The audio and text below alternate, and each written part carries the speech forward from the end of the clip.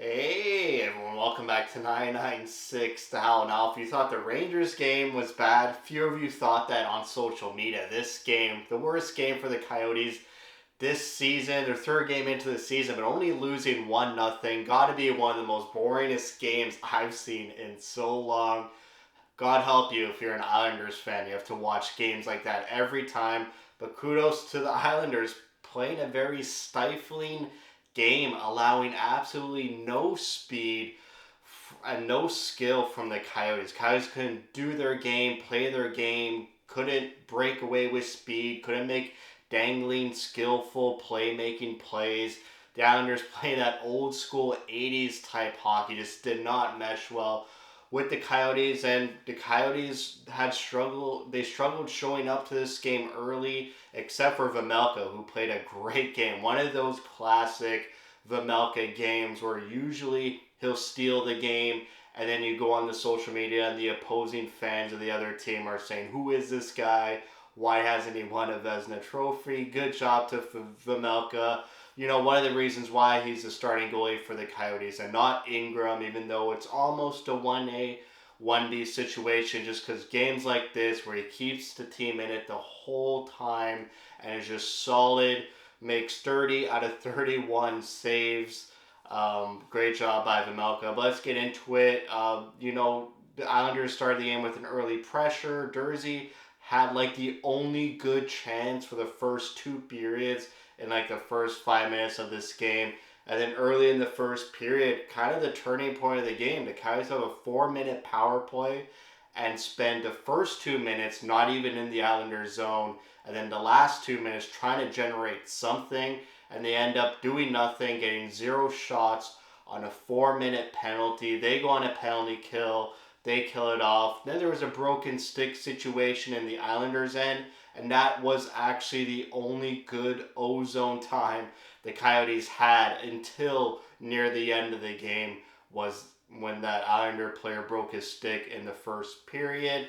And then Josh Brown saves a goal. Vejmelka swimming a bit in his crease, open net. Islanders couldn't finish because of Josh Brown, and he denies that. It was physical in the first period, and it was getting more and more physical as the game went on until it kind of percolated near the end of the second period, where there were scrums after every whistle. The Coyotes were frustrated. Keller looked so frustrated this whole game. He just could not play the game he wanted to play. But in the third period, there's kind of like no more fisticuffs. The Coyotes just said, you know what, just focus on generating shots, more pressure, more offensive chances, and less focusing on matching the physicality of the Islanders. But getting a bit ahead of ourselves, second period, halfway through the game, the Coyotes have 5 shots on goal, and before halfway through the game, the Islanders score the one and only goal on the power play. Another power play goal, the Coyotes allow Mark Barzal with the one-timer. It seemed like the back-to-back game of the Rangers and Islanders, the Coyotes were kind of getting a bit tired. Their energy levels were really low, and Matt McConnell said it perfectly. They just looked so sluggish and out of sorts in the first two periods. And then near the end of the second, this could have been a turning point again, where the refs miss a 4-minute penalty on the Islanders. The guy elbows Matt Dumba in the face. He goes to the bench bleeding. The refs kind of huddle around and decide not to give the penalty, but I'm pretty sure they changed the rules where you could review a penalty if it's a 4-minute and there's blood, but maybe that's only if they call the penalty and it's a mistake they could review it. Not sure if they just missed the call, can they go back and retroactively give the call? But I'm sure if it was the other way around and the Coyotes elbowed a guy in the face and the guy was bloody, they would have called that one. A lot of fighting near the end of the second. Third period, Islanders started hot again, but Vejmelka made 2 big saves on a 2-on-1, and then on a partial breakaway by Pajot.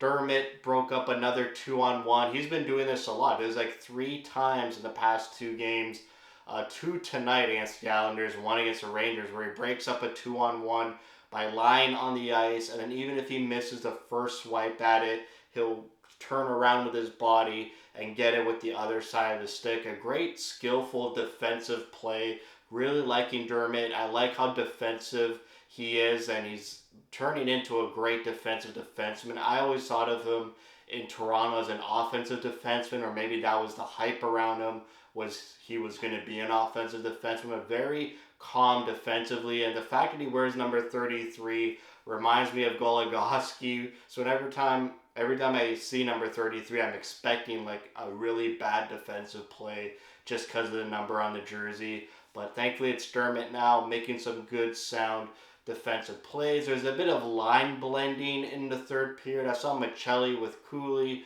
Carconi with Krause and Bukestad, Kerfer with McBain. I'm not really sure how I feel about that. I don't like line blending. Hopefully it was just in this game, just capsulated in this game. They want to try different things. I think it's too early in this season to start blending the lines moving on from game to game. I think it's a lot of new faces on this team. They just got to generate chemistry. They ran into a buzzsaw of the Islanders where they just play this stifling type of game. So just, move on from this. I'm sure they'll have better luck against St. Louis and Anaheim, which are the next two games they have.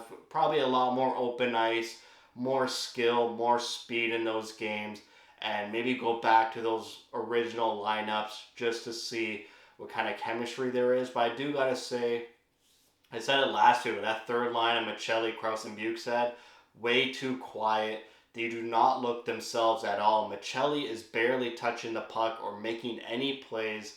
I'm not sure what it is. I was scared of this. When he was up for a contract, I was scared that Michelli's really, really good season last year was just a flash in the pan. In these first three games, he really hasn't been showing up, but I don't want to pin it all on him. I know it's only 3 games. I don't want to get ahead of myself there. But just that line really needs to step it up. And if Cooley does need to play with more skilled guys, I don't know how long they go with Hayden, pointless, not really generating enough chances. I wonder, let's say it is game 15, game 20, and it's still the same story with Hayden. If they try a Cooley, Keller, and Schmaltz line. But yeah, it was a really rough game. 34% on the face-offs. There were 52% in Jersey, 53 last night against the Rangers, 34 tonight. Just getting completely outmatched by the Islanders. 0 for 3 on the power play. Last night they were 1 for 5, so that power play's got to get it going. You need goals on the power play. You need the game to change tides of the game with these power plays and make something happen. 2 for 3 on the penalty kill, outshot 31-14. It was a rough game for the Coyotes, but it seems like they're going to face easier teams now. Not to say the Islanders are a really hard elite team. Maybe the way they play, their style, didn't really mesh well with the Coyotes. So that's it for me. Thank you for watching. If you like what you see, spread the word. And as always, thank you for your support.